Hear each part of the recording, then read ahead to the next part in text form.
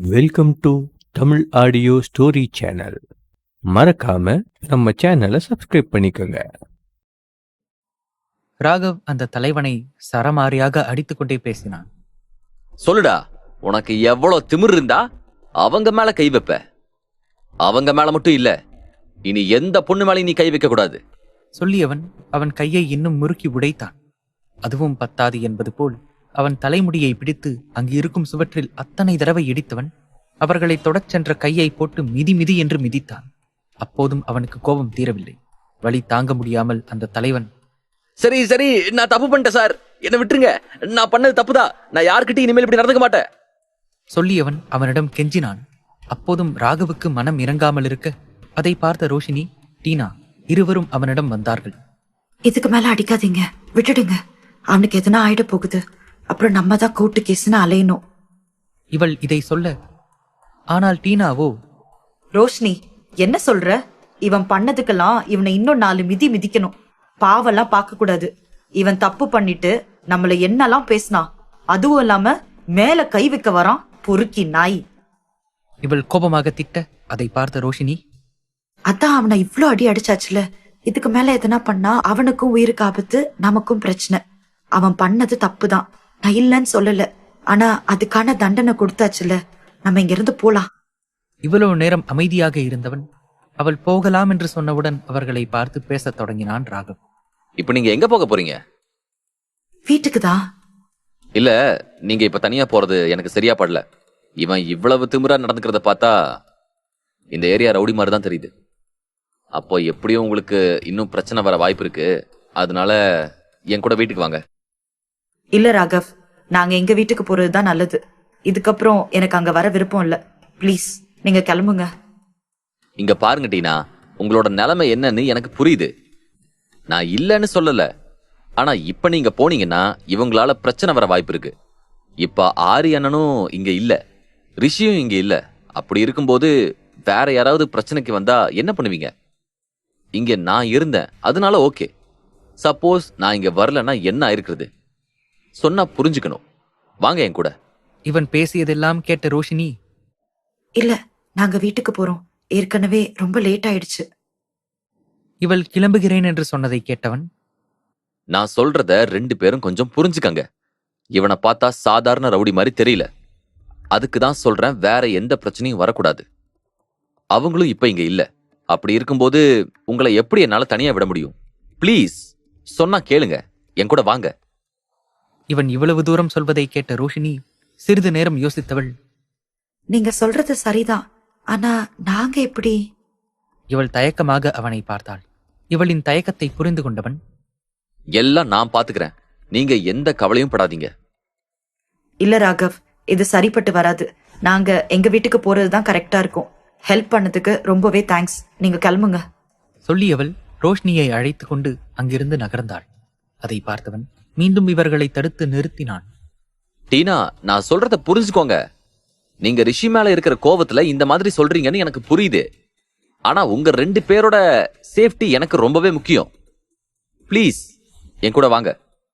இவன் இவ்வளவு தூரம் சொல்வதை பார்த்த ரோஷினி, அவர் சொல்றதும் சரிதான். இங்க இருந்து தப்பிச்சு போனவங்க நம்ம போகும்போது இன்னும் வம்பு பண்ணா என்ன பண்றது? இல்ல, கோவத்துல நம்மள எதனா பண்ணுனாங்கன்னா யார் வருது சொல்லு பாக்கலாம். இப்ப ஆரியும் இங்க இல்ல. அப்படி இருக்கும்போது இவர் சொல்றதும் கரெக்டா தான் இருக்கு. வா, நம்ம இவர் கூடவே போலாம். ஆனால் டீனா தனக்கு சம்பந்தம் கிடையாது என்பது போல் அப்படியே நின்று கொண்டிருந்தாள். அதை பார்த்த ராகவ் மீண்டும் அவளிடம் பேசினான். டீனா, இவ்வளவு சொல்றேன் கேட்க மாட்டீங்களா? ரோஷினி கூட சரின்னு சொல்லிட்டாங்க.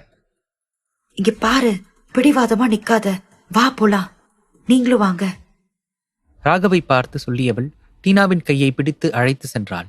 அவளும் வேறு வழியில்லை என்பது போல் ரிஷியின் வீட்டிற்கு சென்றாள். டீனா வருவதை பார்த்த தாத்தா பாட்டி மிகவும் சந்தோஷத்தில் அவளை வரவேற்றனர். எப்படிமா இருக்க? நல்லா இருக்கியா? இதை கேட்ட டீனாவுக்குத்தான் இவர்களிடம் என்ன பேசுவது என்று தெரியவில்லை. அவன் மீது இருக்கும் கோபத்தை இவர்கள் மீது காட்ட விருப்பமில்லாதவள், நல்லா இருக்கேன் தாத்தா, நீங்க எப்படி இருக்கீங்க? பாட்டி, நீங்க நல்லா இருக்கீங்களா? நான் நல்லா இருக்கேம்மா. இந்த பாப்பா யாரு? ரோஷினியை பார்த்து அவர் கேட்டார். அதை என்னோட ஃப்ரெண்டு தான் பாட்டி, ஆனா சிஸ்டர் மாதிரி. சரி வாங்க, நின்னு பேசிட்டு இருந்தா எப்படி? உட்கார்ந்து பேசலாம். சொல்லி அவர்களை அமர வைத்து அவர்களிடம் பேசினார். அப்போது பாட்டி யதார்த்தமாக ரோஷினியின் கையை பார்த்தார். இங்க பாரு ரோஷினி, உன் கையில அடிபட்டு இருக்குமா? இவ்ளோ நேரம் அதை பார்க்காமயே இருந்திருக்க. சொல்லி உடனே ஃபர்ஸ்ட் எய்ட் பாக்ஸை எடுத்து வந்தார். ஐயோ பாட்டி, இது சின்ன காயம்தான், நானே பாத்துக்கிறேன், விடுங்க. என்னம்மா இப்படி சொல்ற? அங்க பாரு, ரத்தம் வந்திருக்கு. நீயே எப்படி பாப்ப? உனக்கு வலிக்காதா? இல்ல பாட்டி, அதெல்லாம் வலிக்காது, நானே பாத்துக்கிறேன். சொல்லியவள் தனக்குத்தானே ஃபர்ஸ்ட் எய்ட் செய்து கொண்டாள். அப்போது தாத்தா, பாட்டி, டீனா பேசிக் கொண்டிருந்தார்கள். அதை பார்த்த ரோஷினிக்கு இவர்களின் பேச்சு மிகவும் பிடித்திருக்க அவர்களிடம் ஓரளவுக்கு நன்றாக பேசினாள். ஆனால் டீனாவுக்கு தான் இங்கிருந்து எப்போது போவோம் என்று இருந்து கொண்டே இருந்தது. அதில் அவர்களிடம் சரியாகவே அவள் பேசாமல் அமர்ந்திருக்க அதை பார்த்த ரோஷினி, அவங்க அவங்கிட்ட தான் பேசிட்டு இருக்காங்க, நீ என்ன அமைதியா இருக்க? இவளின் கேள்வியில் டீனாவும் தனக்குள் யோசித்தாள். ஆமா, அவன் பேசுறதுக்கு இவங்க என்ன பண்ணுவாங்க? இவங்க என் மேல உண்மையான அன்பும் அக்கறையும் வச்சிருக்காங்க. அவனுக்காக நான் எதுக்கு இவங்க கிட்ட பேசாம இருக்கணும்? ஆனா எவ்வளோ சீக்கிரம் முடியுமோ இங்க இருந்து அவ்வளோ சீக்கிரம் கிளம்பிடணும். மனதில் நினைத்தவள் அவர்களிடம் பேசத் துவங்கினாள். இப்படியே நேரங்கள் கடந்து மதியமானது. அப்போது தாத்தா ராகவை அழைத்தார். சொல்லுங்க தாத்தா. ரிஷி, ஆறு அண்ணா 2 பேரும் ஒன்னாதான் போயிருக்காங்க தாத்தா. ஏதோ பிசினஸ் விஷயமா போயிருக்காங்க. எப்ப வருவாங்கன்னு சொல்ல.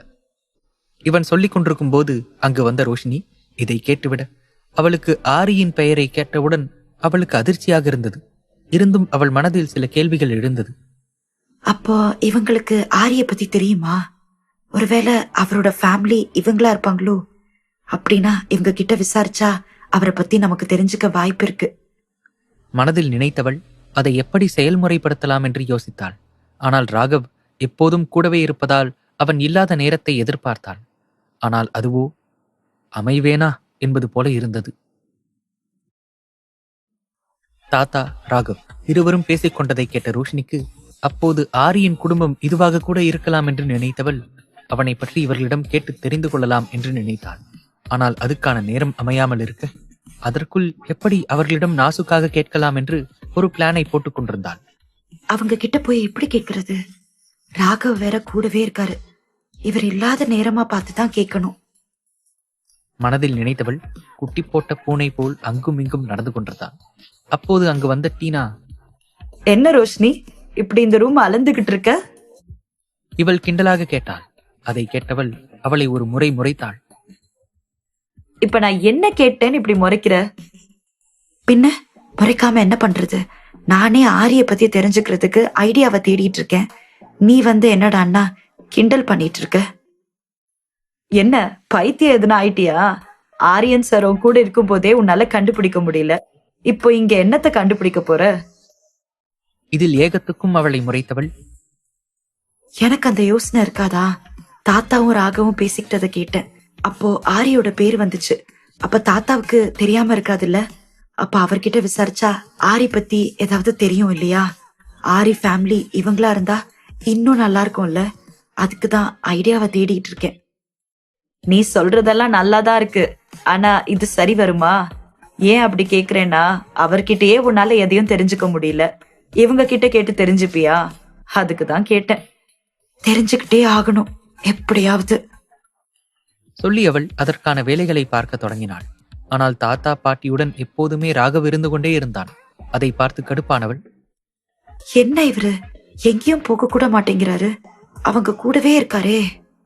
இவள் இப்படியே யோசித்துக் கொண்டிருக்க அப்போது அங்கு வந்த பாட்டி, 2 பேரும் வாங்க, மத்தியானம் ஆயிடுச்சு பாருங்க, இன்னும் சாப்பிடாம இருக்கீங்க, டைமுக்கு சாப்பிடணும்ல. சொல்லி அவர் அங்கிருந்து அழைத்து சென்றார். இதுதான் தக்க சமயம் என்று ரோஷினி அவரிடம் கேள்வி கேட்க வாயெடுத்தாள். அது அந்த ஆண்டவனுக்கே பொறுக்கவில்லையா என்று தெரியவில்லை. அடுத்த நொடி ராகவ் பாட்டி என்று அழைத்து கொண்டே அவரிடம் வந்திருந்தான். அதில் கடுப்பானவள் டீனாவை பார்த்து முறைத்தாள். ஆனால் அவளோ மௌனமாக சிரித்துக் கொண்டிருந்தாள். அதை பார்த்தவளுக்கு இன்னும் கடுப்பாகிவிட வந்து டைனிங் டேபிளில் அமர்ந்தவள் யாரிடமும் எதுவும் சொல்லாமல் சாப்பிட்டாள். ஆனால் அதுவும் சிறிது நேரம்தான். ராகவ் சாப்பிட அமரும்போது அவனுக்கு ஏதோ போன் வர அதை எடுத்துக்கொண்டு சென்றான். அதை பார்த்தவள், இதுதான் தக்க சமயம் என்று தாத்தா பாட்டியிடம் பேச்சு கொடுத்தாள் ரோஷினி. பாட்டி, சமையல் சூப்பரா இருக்கு. நீங்க பண்ணீங்களா? இல்லம்மா, வேலைக்காரங்க தான் பண்ணாங்க. இந்த வயசுல போய் நான் எங்க நின்னு சமைக்கிறது? சொல்லியவர் சிரித்துக்கொண்டே சாப்பிட்டார். இவளின் கேள்வியை பார்த்த தாத்தா, என் பொண்டாட்டி நல்லா சமைப்பா. இப்ப வயசானதுனால அவளால சமைக்க முடியல. ஆனா என்னைக்காவது ஒரு நாள் அவ கையால செஞ்சு கொடுப்பா. தாத்தா தன் மனைவியின் கைவண்ணத்தை பற்றி அவர்களிடம் பேசிக் கொண்டிருக்க, இதுதான் தக்க சமயம் என்று நினைத்தவள், தாத்தா, ரிஷி, ஆரி இவங்க 2 பேருமே உங்க பேர பசங்களா? இவள் கேள்வியை பார்த்தவருக்கு முதலில் புரியவில்லை. அதற்கு பின்பு புரிந்து கொண்டவர், இல்லடாமா, ரிஷி தான் எங்களோட பேரன். ஆரி அவனோட ஃப்ரெண்டு. இவர் சொன்னதை கேட்டவளுக்கு தன் மனதிற்குள் கட்டி வைத்திருந்த கோட்டையில் பாதி உடைந்து விட்டது. சரி, மீண்டும் தன் மனதை திடப்படுத்திக் கொண்டவள் நாசுக்காக அவரிடம் பேசினாள். ஓ, அப்படியா தாத்தா? ஆரி எப்படி? மீண்டும் அவளை ஒரு பார்வை பார்த்தவர், ரொம்ப நல்ல பையம்மா. இதெல்லாம் நீ ஏன் கேக்குற? இவளின் விசாரிப்பை பார்த்து அவரும் யோசனையாக கேட்க, அதில் கதறிப்போனவள், அதெல்லாம் ஒண்ணும் இல்ல தாத்தா, சும்மாதான் கேட்டேன். சொல்லியவள் தன் சாப்பாட்டில் கவனம் செலுத்தினாள். மீண்டும் ஏதோ தோன்ற அவர்களை பார்த்து கேட்கும் நொடி அங்கு ராகவ் வந்துவிட்டான். அதை பார்த்தவள் தன் வாயை மூடிக்கொண்டு சாப்பிட்டு முடித்தவள் டீனாவுடன் அங்கிருந்து சென்று விட்டாள். ரோஷினி சென்றதை பார்த்த தாத்தா, டேய் ராகவ், இந்த பொண்ணு என்னடா ஆரிய பத்தி கேக்குது? தாத்தா ரோஷினியை பார்த்தபடி கேட்டார். தாத்தா, நான் வந்த உடனே சொல்லணும்னு தான் நினைச்சேன். ஆனா மறந்துட்டேன். அந்த பொண்ணு வேற யாரும் இல்ல, ஆரி அண்ணன் கூட ஒரு பொண்ணு இருக்குன்னு கேள்விப்பட்டீங்களே, அந்த பொண்ணு இவதான். அந்த பொண்ணு எப்படிடா நம்ம டீனா கூட? அதுவா பாட்டி, இவங்க 2 பேருமே ஆல்ரெடி ஃப்ரெண்டு. அதான் சொன்னனே தாத்தா, கொஞ்சம் வேலையில மறந்துட்டேன்னு. சொல்லியவன் தன் உணவை சாப்பிட்டு முடித்தான். ஆனால் ரோஷினிக்கு எப்போதெல்லாம் வாய்ப்பு கிடைக்கிறதோ அப்போதெல்லாம் அவர்களிடம் ஆரி பற்றி கேட்டுக்கொண்டே இருந்தாள். ஆனால் தாத்தா பாட்டியிடமிருந்து எந்த பதிலும் அவளுக்கு கிடைத்தது போல இல்லை. இவள் ஒரு கேள்வி கேட்டால் இவர்கள் ஒரு பதில் சொல்வதாக இருக்க, அதில் கடுப்பானவள், என்னடா இது? நான் ஒண்ணு கேட்டா அவங்க ஒண்ணு சொல்றாங்க. எப்படிதான் அவரை பத்தி தெரிஞ்சுக்கிறது? சரி, அவரை பத்தி கேட்டாதானே இவங்க எதுவுமே சொல்ல மாட்டாங்க. ஆனா அவரோட ஃபேமிலி பத்தி கேட்டா ஏதாவது சொல்லுவாங்களா? தன் மனதில் நினைத்தவள் அடுத்த கட்டமாக அதை செயல்முறைப்படுத்த நினைத்தாள். ஆனால் இவள் என்னதான் பிளான் போட்டாலும் அது அனைத்தும் கடைசியில் சென்று சொதப்பியது. இப்படி 2 நாட்கள் ஓடியது. இன்று எப்படியாவது ஒரு அளவுக்கு தாத்தா பாட்டியிடமிருந்து விஷயத்தை தெரிந்து கொண்டே ஆக வேண்டும் என்று நினைத்தவள் அதற்காக முழு முயற்சியில் இறங்கினாள். ரோஷினி, என்ன பிளான் போட்டாலும் அது சொதப்பிடுது. அப்புறம் என்ன மறுபடியும் பிளான் போட்டுட்டு இருக்க? 2 நாளா சொதப்புனது பத்தலையா? உனக்கு இருக்கிற அந்த குட்டி மூளைய போட்டு ஏன் கஷ்டப்படுத்திட்டு இருக்க? விடு. இவள் சிரித்துக் கொண்டே சொன்னாள். அதை பார்த்து ரோஷினி, இன்னைக்கு எப்படியாவது நான் அவரை பத்தி எதனா உன்னை தெரிஞ்சுக்கிட்டே தீர்வேன் பாரு. இவர்கள் இருவரும் இப்படி பேசிக் கொண்டிருக்க அப்போது அங்கு வந்தான் ராகவ். அவன் வந்ததை பார்த்த இருவரும் கேள்வியாக அவனை பார்த்து கொண்டிருந்தனர். அவர்களின் பார்வையை உணர்ந்தவன், இன்னைக்கு அவங்க 2 பேரும் வராங்க. அதனால உங்களை அவங்க வீட்டுல கொண்டு போய் விடுறேன், கிளம்புங்க. இவன் சொல்லியதை கேட்டு டீனாவுக்கு மிகவும் சந்தோஷமாக இருந்தது. ஆனால் தான் போட்ட பிளான் மொத்தமும் இப்படி ஆகிவிட்டதே என்று நினைத்த ரோஷினி மிகவும் கடுப்புடன் இருந்தாள். அதை பார்த்த டீனா சிரித்தபடியே அவனிடம் சரி என்று சொன்னவள் அங்கிருந்து கிளம்ப ஆயத்தமானாள். அதை பார்த்த ரோஷினி, நீ எல்லாம் ஒரு ஃப்ரெண்டா? எனக்கு ஏதாவது ஹெல்ப் பண்றியா? இப்படி சிரிச்சுக்கிட்டே நிக்கிற? சோகமாக சொன்னவள் அங்கிருந்து கிளம்பினாள். ரோஷினி எப்படியாவது ஆரியை பற்றி தெரிந்து கொள்ள வேண்டும் என்று நினைத்தான். ஆனால் ராகவ் அவர்கள் வருவதாக சொல்லி இவர்களை வீட்டிற்கு கிளம்பும்படி சொன்னான். அதை கேட்டவுடன் இவள் முகம் சுருங்கிவிட்டது. அதன் பின் இருவரும் அங்கிருந்து கிளம்பினார்கள். தாத்தா, நாங்க 2 பேரும் கிளம்புறோம். என்ன அதுக்குள்ள கிளம்புறீங்க? இன்னொரு 2 நாள் இருந்துட்டு போகலாம்ல? இல்ல பாட்டி, வேலை இருக்கு, அதனாலதான் இன்னொரு நாள் வரோம். ஆனால் அவள் மனதிலோ விட்டால் போதும், இந்த இடத்திலிருந்து கிளம்ப வேண்டும் என்றுதான் இருந்தது. இந்த 2 நாள் இருந்ததே அவளுக்கு ஏதோ அசௌகரியமாக இருக்க, இன்று கிளம்பலாம் என்று சொன்னவுடன் அவள் மனதில் மகிழ்ச்சி தாண்டவமாடிக் கொண்டிருந்தது. சரிம்மா, பார்த்து பத்திரமா போங்க. டேய் ராகவ், பார்த்து விட்டுட்டு வா. சரியா? சரி தாத்தா, நான் இவங்கள போய் விட்டு வந்துடுறேன். அவர்களிடம் சொல்லியவன் அங்கிருந்து கிளம்பி நேராக டீனாவின் வீட்டுக்குத்தான் முதலில் வந்தான். அவளை அங்கு இறக்கிவிட்டவன் அடுத்து மாஸ்க்மேனின் வீட்டிற்கு வந்தவன் ரோஷினியை அழைத்து கொண்டு உள்ளே நுழைந்தான். அப்போது அங்கிருந்த பாடிகார்ட்ஸ் இவனை பார்த்து லேசாக தலையசைக்க அவர்களிடம் கண்ணை மட்டும் காட்டியவன் ரோஷினியை உள்ளே அனுப்பிவிட்டு அவர்களிடம் பேசத் தொடங்கினான். அன்னைக்கு சொன்னது ஞாபகம் இருக்கா? இந்த விஷயம் ஆரி அண்ணனுக்கு எதுவுமே தெரியக்கூடாது. சார், உங்களுக்கே தெரியும் நாங்க மறைச்சா பாஸுக்கு எவ்வளவு கோவம் வரும்னு. அப்படி இருக்கும்போது எப்படி சார்? அவருக்கு தெரியும் போது நான் பேசிக்கிறேன். ஆனா நீங்களா போய் எதுவுமே சொல்லாதீங்க. சொல்லியவன் அவர்களுக்கு இன்னும் சில கட்டளைகளை விதித்துவிட்டு அங்கிருந்து கிளம்பினான். அவர்களும் இவன் சொன்னதை கேட்டு சரி என்பது போல தலையசைத்துக் கொண்டனர். வீட்டுக்குள் நுழைந்த ரோஷினிக்கு மனம் முழுவதும் அவனை பற்றி தெரிந்து கொள்ள முடியவில்லை என்று ஆதங்கமாக இருந்தது. என்ன இது? அவரை பத்தி என்னால ஒரு இது கூட கண்டுபிடிக்க முடியல. தாத்தா பாட்டி கூட எதுவுமே சொல்லல. இவர்கிட்ட கேட்டாலும் எந்த பதிலும் வரமாட்டேங்குது. நானா முயற்சி பண்ணாலும் அது எல்லாமே எனக்கு தோல்வியாதான் முடியுது. இன்னும் என்னதான் பண்றது?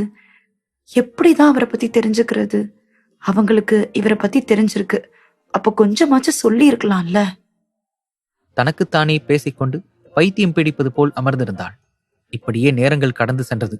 இவள் இப்படியே யோசித்துக் கொண்டிருக்க மாஸ்க்மேன் வந்தது கூட தெரியாமல் அமர்ந்திருந்தாள். அவளை மெல்ல நெருங்கி சென்றவன் அவள் காதோரம் குனிந்து தன் மூச்சுக்காற்று படும்படி பேசினான். என்னாச்சு? இப்படி யோசனையில இருக்க? அவளை நெருங்கி இவன் கேட்க அதுவரை சுயநினைவு இல்லை என்பது போல் இருந்தவள் இவன் குரலில் நினைவுக்கு வந்தாள். எப்ப வந்தீங்க? நான் வந்தது கூட தெரியாம அவ்வளவு மும்முரமா என்ன யோசிச்சுட்டு இருக்க? சும்மாதான் போர் அடிக்குது, என்ன பண்ணலான்னு சொல்லி யோசிச்சுக்கிட்டு இருந்தேன். அப்படியா? அதான் நான் வந்துட்டனே. அதுக்கப்புறம் எப்படி போர் அடிக்கும்? சொல்லியவன் அவளை இழுத்து தன் மடியில் அமர்த்தி கொண்டு அவள் முகத்தில் கோலமிட்டுக் கொண்டிருந்தான். அதில் பெண்ணவள் மெலிந்தபடி அமர்ந்திருக்க அவள் நெளியும் அழகை பார்த்து ரசித்தபடி இருந்தான். என்ன அப்படி பாக்குறீங்க? ஏன் பார்க்க கூடாதா? அவன் கண்களில் தெரியும் காதலை பார்த்தவள் வெட்கத்துடன் கூடாது என்பது போல் தலையசைத்தாள். அதில் அவள் முகவாயை பற்றியவன் என்ன பார்த்து சொல்லு. ஆனால் அவளோ அவன் கண்களை பார்க்க முடியாமல் தலை சாய்த்தபடியே இருக்க மீண்டும் அவளை தன்னை பார்க்கும்படி செய்தவன் உன்னதான் கேக்குறேன்.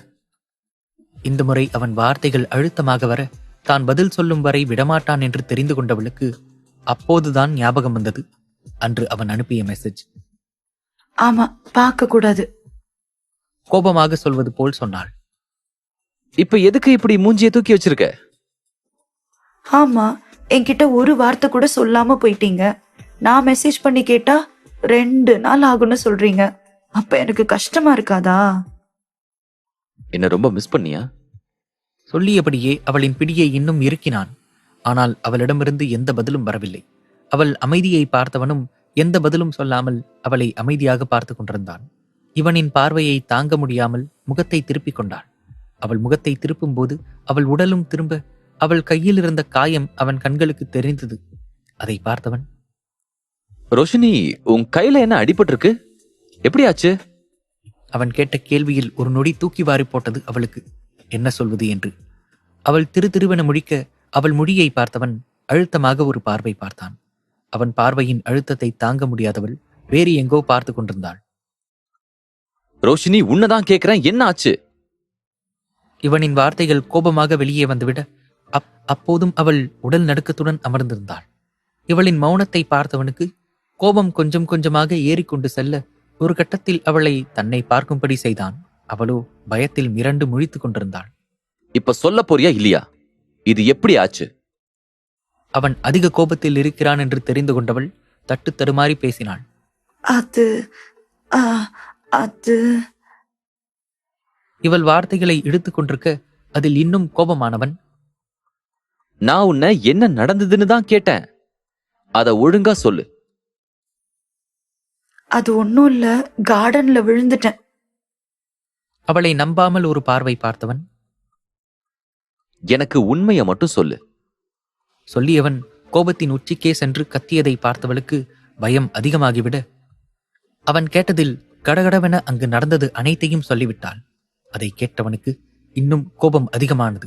உடனே அறையிலிருந்து வெளியே வந்தவன் பாடிகார்ட்ஸை அழைத்து விசாரித்தான்.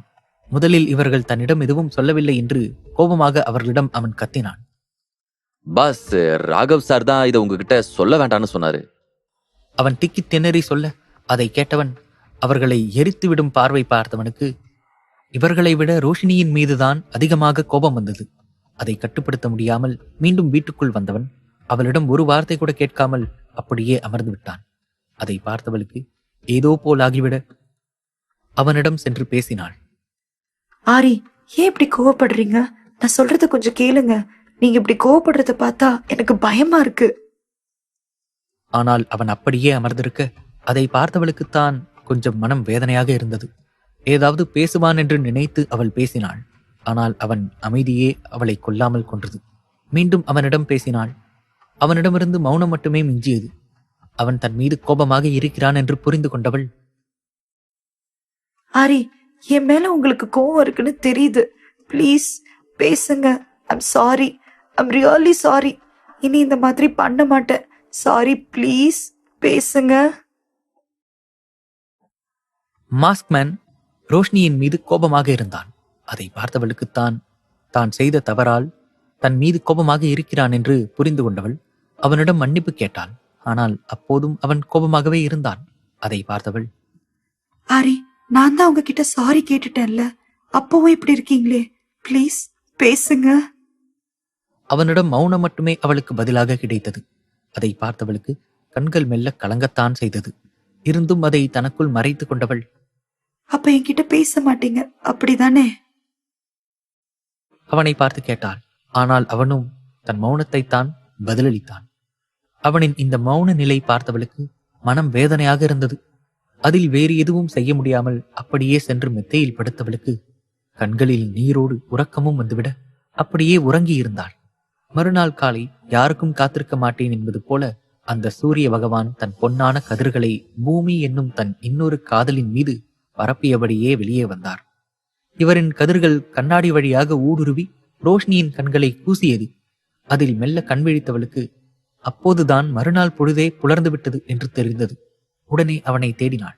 ஆனால் அவன் எங்கும் இல்லை. தன்னை சுத்தப்படுத்திக் கொண்டவள் அறையிலிருந்து வேக வேகமாக வெளியில் வந்தாள். ஆனால் அவனும் லேப்டாப்புடன் ஹாலில் அமர்ந்து எதையோ தட்டச்சு செய்து கொண்டிருந்தான். நீங்க இங்கதான் இருக்கீங்களா? நான் உங்களை ரூம்ல தேடிட்டு இருந்தேன். எப்பவுமே ரூம்ல தானே வேலை பார்ப்பீங்க, இப்ப என்ன இங்க உட்கார்ந்து பாக்குறீங்க? இவள் அவனை பார்த்து கேள்விகளை அடுக்கிக் கொண்டே செல்ல, ஆனால் அவனிடமிருந்து இன்னும் மௌனம் மட்டும்தான் அவளுக்கு பதிலாக கிடைத்தது.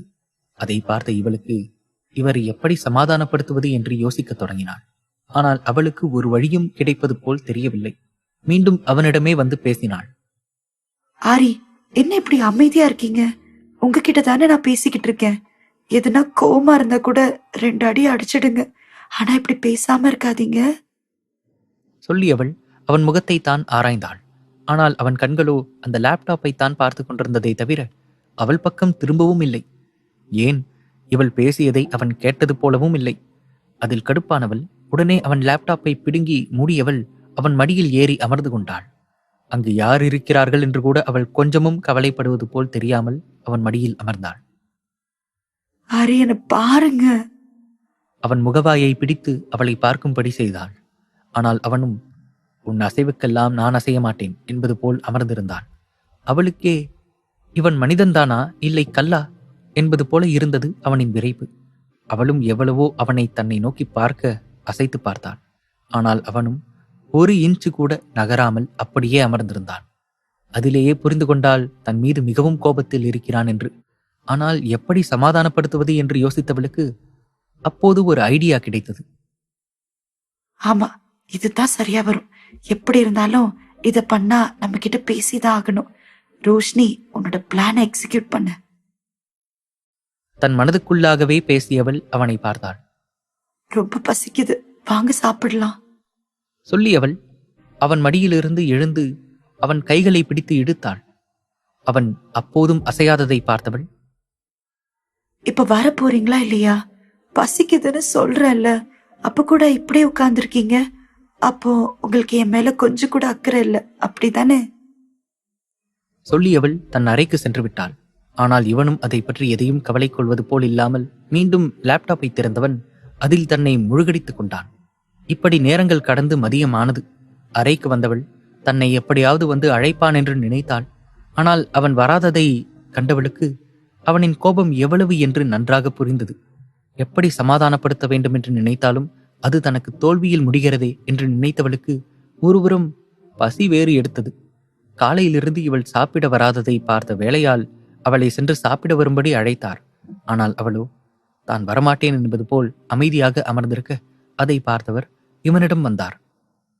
ஐயா, அம்மா சாப்பிடாமே இருக்காங்க, கூப்பிட்டா கூட வரமாட்டேங்கிறாங்க. இவர் சொல்ல அதை எதையும் காதில் கூட வாங்காமல் அமைதியாக தன் வேலைகளை பார்த்து கொண்டிருந்தான். அவரும் அவனின் அமைதியை பார்த்தவர் அதற்கு மேல் அங்கு நிற்க தைரியமில்லாமல் அங்கிருந்து நகர்ந்து விட்டார். இதை அனைத்தையும் கதவின் இடுக்கிலிருந்து தலையை வெளியே விட்டு பார்த்து கொண்டிருந்தவளுக்கு மிகவும் கடுப்பாகிவிட்டது.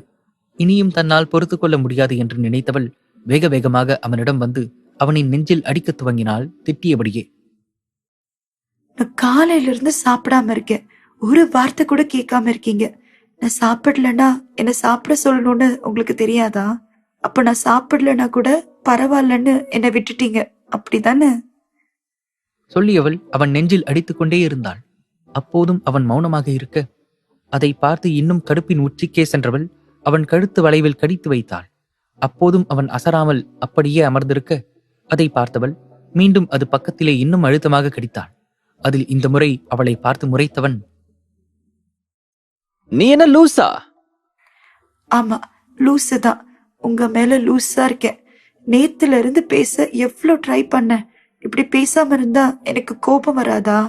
நானும் சாப்பிடாம இருந்து கூட பார்த்தேன். ஆனா வந்து ஒரு வார்த்தை கூட என்ன கேட்கல. அப்படி இருக்கும்போது எனக்கு கோவம் வந்துச்சு, அதான் நான் கடிச்சேன். அப்படி உனக்கு கடிக்கணும்னா சிக்கன் செஞ்சு தர சொல்றேன், அதோட எலும்ப கடி, என்ன கடிக்காத. அவளை கிண்டல் செய்யும் தொனியில் பேசினான். அதை புரிந்து கொள்ளாதவள் தன் மீது இன்னும் அவன் கோபத்தில் இருக்கிறான் என்று முகத்தை திருப்பிக் கொண்டாள். அதில் மீண்டும் அவளின் முகத்தை அவன் பக்கம் பார்க்கும்படி திருப்பியவன், நீ என்கிட்ட சொல்லாம போனது தப்பு இல்லையா? அதுக்கு தானே சாரி கேட்டேன், ஆனா நீங்க பேசவே இல்லையே. இனி இந்த மாதிரி செய்வியா? அதை கேட்டவள் இல்லை என்பது போல் தலையசைத்தாள். அதை பார்த்தவன் நேற்றிலிருந்து அவளிடம் பேசாததை நினைத்து அவள் எவ்வளவு வருத்தமாக இருக்கிறாள் என்று புரிந்து கொண்டவன் அவளை தான் நெஞ்சோடு அணைத்து கொண்டு அவள் தலையை வாகாக வருடினான். அவளுக்கும் இவன் பக்கத்தில் இருந்தும் அவனின் அணைப்பு என்று வருத்தத்தில் இருந்தவளுக்கு இப்போது தாயிடம் அடங்கிய குழந்தை போல் அவன் நெஞ்சு கூட்டுக்குள் அடங்கியிருந்தாள். அவனும் ஒரு தாயாக மாறித்தான் சேயை தனக்குள் புதைத்துக் கொள்வது போல் அவளை தனக்குள் புதைத்துக் கொண்டவன். பின்பு அவள் இன்னும் உணவு உண்ணாமல் இருப்பதை உணர்ந்தவன் அவளை அழைத்து சென்று அவளுக்கு உணவை ஊட்டினான். ரோஷினியிடம் தனக்கு ஏதோ முக்கியமான வேலை இருக்கிறது என்று சொன்னவன் அங்கிருந்து கிளம்பியிருந்தான். வீட்டிலிருந்து கிளம்பியவன் சிறிது தூரம் வந்த பின்பு தன் தொலைபேசியை கையில் எடுத்து யாருக்கோ குறுஞ்செய்தி அனுப்பினான். நான் கிளம்பிட்டேன், அங்க எல்லாமே ரெடியா இருக்கணும். அனுப்பியவன் அடுத்த நொடி வீட்டிலிருந்து கிளம்பியவன் 1 மணி நேர பயணத்திற்கு பின்பு ஒரு அடர்ந்த காட்டுக்குள் அவனின் கார் நுழைந்தது. உள்ளே செல்ல செல்ல இருட்டாகத்தான் இருந்தது. ஆனால் ஒரு கட்டத்திற்கு மேல் சிறு வெளிச்சம் ஏற்பட்டது.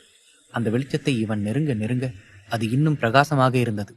அந்த இருண்ட காட்டுக்குள் அந்த வெளிச்சம் மிகவும் அழகாக இருக்க இவனும் அந்த இடத்தை நெருங்கியவன் அவன் காரை நிறுத்தினான். அப்போது அவனை நோக்கி ஓடி வந்த இருவரில் ஒருவன் காரை திறந்து விட்டவன் அவனுக்கு சல்யூட் வைத்தான். ஆனால் அதை எதையும் கண்டுகொள்ளாதவன், எங்க இருக்காங்க?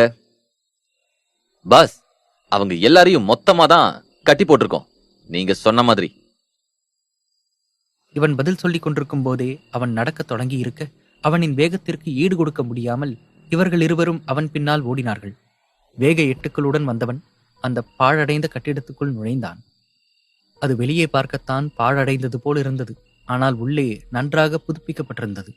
அந்த இடத்தின் நடுவே வந்து நின்றான். அப்போது 4-5 பேர் தங்களை காப்பாற்றும்படி கத்திக்கொண்டிருந்தார்கள்.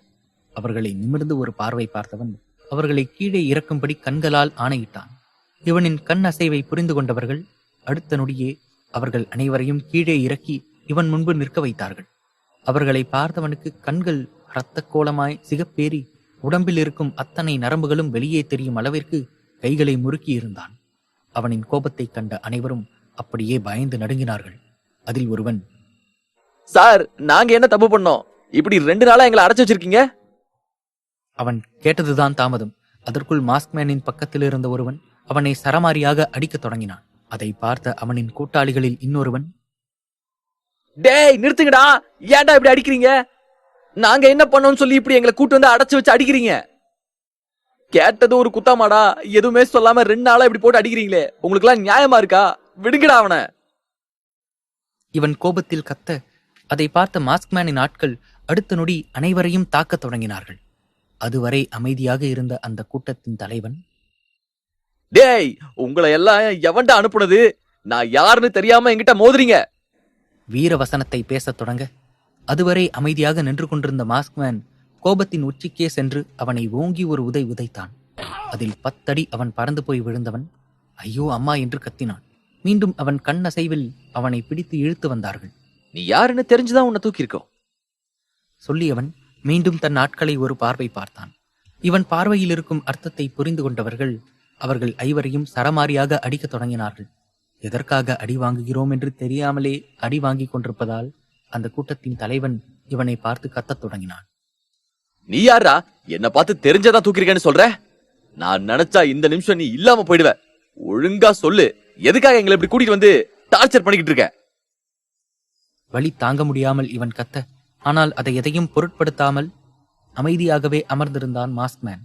ஆனால் அவன் கண்கள் மட்டும் அவனின் ஆட்களுக்கு ஆணையிட்டுக் கொண்டிருந்தது. அப்போது அவனின் பார்வை 2 பேரின் மீது விழுந்தது.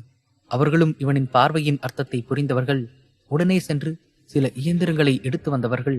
நொடியும் தாமதிக்காமல் அவர்களை சுவரோடு இருக்கும் சங்கிலியில் கட்டியவர்கள் அவர்கள் கையில் அந்த இயந்திரங்களை வைத்து துளையிட ஆரம்பித்தார்கள். அதில் அந்த ஐவரும் அலறினார்கள். அப்போதும் தன் ஆட்களை அழுத்தமாக ஒரு பார்வை பார்த்தான். அதில் மீண்டும் அவர்களின் உடலில் ஆங்காங்கே துளையிட வலி தாங்க முடியாமல் கத்தினார்கள். இது இப்படியே சில நிமிடங்கள் சென்றிருக்க மீண்டும் ஒரு முறை கண்ணசைத்தான். இந்த கண்ணசைவில் அவர்கள் செய்து கொண்டிருந்த வேலைகள் அப்படியே நிறுத்தப்பட்டது. ஆனால் அடுத்த நொடியே 2 பேர் அங்கு 4-5 பாக்ஸ்களுடன் வந்தவர்கள் அதை ஒரு டேபிள் மீது வைத்து அதிலிருந்து ஒரு பாட்டிலை எடுத்தார்கள். அது பார்ப்பதற்கு நீர் போல் இருந்தது. அதை கையில் எடுத்துக்கொண்டு அந்த கூட்டத்தின் தலைவனிடம்தான் வந்தார்கள். தனக்கு தண்ணீர் தான் கொடுக்கப் போகிறார்கள் என்று அவன் நினைத்து உடல் சோர்வோடு அதை ஆவலாக பார்த்து கொண்டிருந்தான். ஆனால் அவனோ முதலில் தன் கைகளில் கையுறைகளை அணிந்தவன், தன் முகத்தில் இருக்கும் மாஸ்க் மேல் ஒரு மாஸ்கை அணிந்தவன் மெல்ல அந்த பாட்டிலை திறந்தான். அதை திறந்தவுடன் அதிலிருந்த வாசனையே அனைவருக்கும் சொல்லாமல் சொல்லியது அது என்னவென்று. அதை அதிர்ச்சியோடு அவன் பார்த்து கொண்டிருக்க அடுத்த நொடியே அதை அவன் மேல் ஊற்றத் தொடங்கினான் மாஸ்க்மேனின் ஆள். அது அந்த கூட்டத்தின் தலைவன் மீது பட்டவுடன் அவன் அலறினான். நிறுத்துங்க, வேண்டாம், நிறுத்துங்க ப்ளீஸ், ஆசிட் ஊத்தாதீங்க. எனக்கு ரொம்ப எரியுது. நான் என்ன பண்ண? என்ன எதுக்கு இப்படி பண்றீங்க? ப்ளீஸ் ஏதாவது சொல்லுங்க. நான் என்ன பண்ணன்னு தெரியாமலே ஏன் இப்படி சித்திரவதை பண்றீங்க? அவன் அலறிக்கொண்டிருந்தான். அப்போது மெல்ல அவனிடம் நெருங்கி வந்த மாஸ்க்மேன் தன் ஆளிடமிருந்து அந்த ஆசிட் பாட்டிலை கையில் வாங்கியவன் மெல்ல அவன் அங்கங்களில் ஊற்றியபடியே பேசத் தொடங்கினான். நீ என்ன பண்ணன்னு உனக்கு தெரியலையா? அப்போ கணக்கே இல்லாம நிறைய பண்ணிருக்க போல. சொல்லியவன் மீண்டும் அவன் மீது ஆசிடை ஊற்றினான். அதில் மீண்டும் அலறியவன், சார், நான் ஒரு அடியாள். அவங்க சொல்ற வேலையை தான் நான் செய்ய முடியும். நீங்க எதுக்காக இப்படி பண்றீங்கன்னு எனக்கு தெரியல. அவன் அலறிக்கொண்டு சொல்ல அதை எதையும் காதில் வாங்காதவன் மீண்டும் அவன் மீது ஆசிடை ஊற்றினான். அதை பார்த்த மீதி இருந்த 4 பயத்தின் உச்சிக்கே சென்று நடுங்கிக் கொண்டிருந்தார்கள். அவர்களின் பயத்தை ஒரு நொடி பார்த்தவன் அடுத்த நொடி மீண்டும் தன் ஆட்களுக்கு கட்டளையிட்டான். இந்த முறை 2 பேர் தன் கைகளில் கையுறைகளை அணிந்து கொண்டு இருவரும் கையில் 2 பாட்டிலுடன் மீதி 4 பேரை நெருங்கினார்கள். அதை பார்த்த 4 பேரும், சார், நாங்க வெறும் கூலிக்கு மாரடிக்கிறவங்க சார். எங்களை விட்டுருங்க சார். நாங்க தெரியாம பண்றோம் சார். எதுவா இருந்தாலும் எங்களை மன்னிச்சிருங்க சார். என்ன செய்தோம் என்று தெரியாமலே அவனிடம் மன்னிப்பு கேட்டான். ஆனால் அதை காதில் வாங்காதவன் மீதி இருக்கும் ஆசிடை அவன் முகத்தில் மெல்லமாக ஊற்றினான் மாஸ்க்மேன். அதில் அந்த இடமே அதிரும் அளவிற்கு அவன் அலறினான். அவன் மட்டுமில்லாமல் அவனின் கூட்டாளிகளும் இப்போது அலறத் துவங்கினார்கள்.